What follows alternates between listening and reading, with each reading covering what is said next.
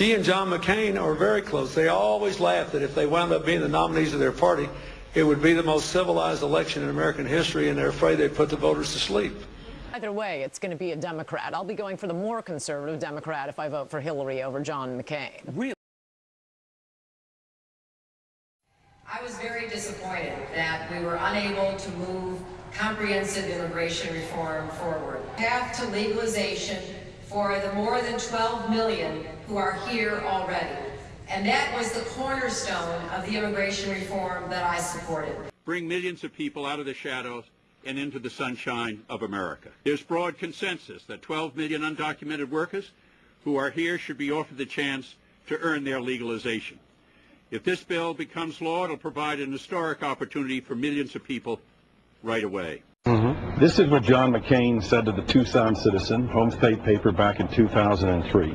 I think we can set up a program where amnesty is extended to a certain number of people who are eligible, and at the same time make sure that we have some control over people who come in and out of the country.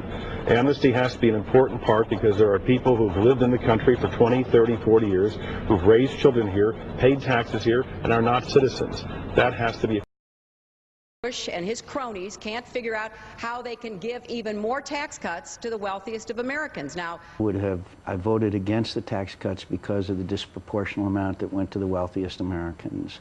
I would clearly support not extending those tax cuts in order. It's also a time for a new approach to climate change.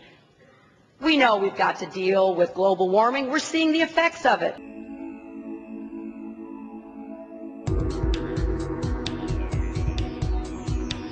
I would probably announce the closing of Guantanamo Bay. We will not torture anyone. I would announce that climate change is a big issue because we...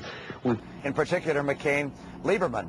This is a bill that would add $1,000 to people's gasoline bill every year, a gas tax, if you will, and it's imposed only on Americans.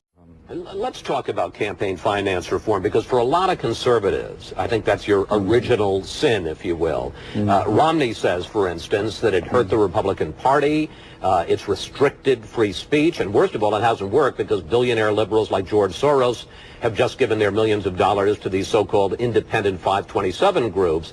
Even Fred Thompson, who was one of your main co-sponsors back in 2002, now says it was a mistake.